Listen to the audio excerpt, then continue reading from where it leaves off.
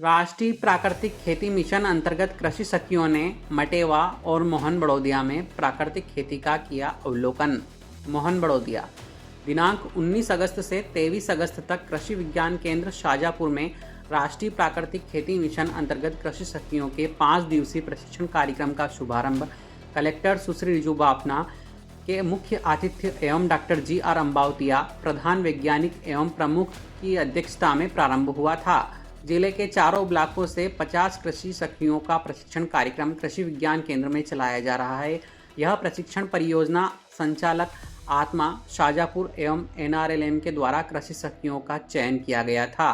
प्राकृतिक खेती प्रशिक्षण के प्रभारी डॉक्टर D.K. तिवारी ने प्रशिक्षण में प्रायोगिक रूप से जीवामृत, बीजामृत, नीमा शास्त्र, दर्शपर्णी, सोठा शास्त्र बनाने की जानकारी दी। इस प्रशिक्षण में केंद्र के वैज्ञानिक डॉक्टर S.S. धाकड़, डॉक्टर गायत्री वर्मा, डॉक्टर मुकेश सिंह द्वारा आत्मा परियोजना से मांगीलाल सिरोलिया ने जानकारी देते हुए बताया कि प्रशिक्षण के चौथे दिन यानी आज शुक्रवार को कृषि सखियों को भ्रमण के लिए प्राकृतिक खेती के कृषक दिनेश कुमार कलमोदिया एवं किशोरीलाल कलमोदिया के प्राकृतिक खेती यूनिट कलमोदिया कृषि फार्म जैविक एवं प्राकृतिक खेती इकाई ग्राम मटेवा और मोहन बड़ौदिया के कस्टम हायरिंग सेंटर का भी भ्रमण करवाया गया।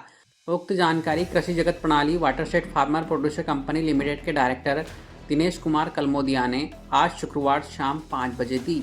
इस दौरान भारतीय किसान संघ के तहसील उपाध्यक्ष अशोक फौजी, तहसील मंत्री नरेंद्र पाटीदार सहित बड़ी संख्या में कृषि सखियां मौजूद रही। मोहन बड़ौदिया से गोविंद कुंभकार की रिपोर्ट। ये राष्ट्रीय प्राकृतिक मिशन जो भारत सरकार का शुरू हुआ है उसी के अंतर्गत ये कृषि सखियों को प्रशिक्षण 5 दिवसीय है जो कृषि विज्ञान केंद्र में 19 तारीख से शुरू हुआ है। और इन कृषि सखी का जो चयन है जिला पंचायत के अंतर्गत जो NRM है आजीविका मिशन है उसके अंतर्गत हुआ था।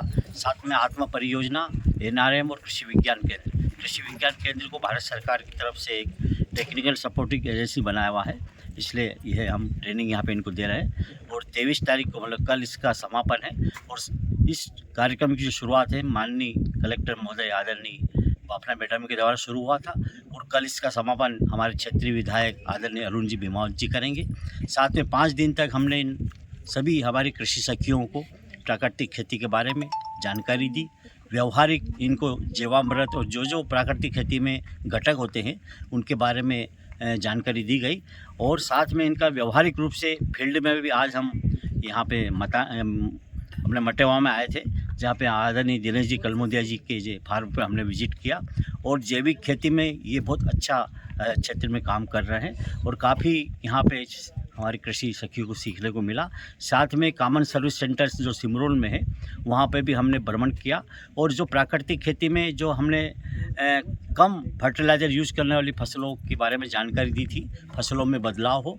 शाजापुर ज़िले में सोयाबीन, गेहूँ और चना मेन फसल होती है, लेकिन प्राकृतिक खेती की अगर हम बात करें तो हमें ऐसी फसलों के ऊपर चयन करना पड़ेगा जिसमें कम रासायनिक खाद की आवश्यकता होती है, कम पानी की आवश्यकता होती है। तो ये CHC सेंटर के ऊपर 3 औषधि फसलों का डेमोन्स्ट्रेशन लगा रखा है। पहला है चिया सीड के बारे में रबी में हमारे ज़िले में होता था, लेकिन माननीय जिलाधीश महोदय या कलेक्टर महोदय के मार्गदर्शन में हम लोगों ने खरीफ में भी इसकी शुरुआत की है और कृषि विज्ञान केंद्र में भी हमने डेमो लिया है। साथ ही में यहाँ पे भी डेमोन्स्ट्रेशन के तौर पर चिया सीड लगा हुआ है।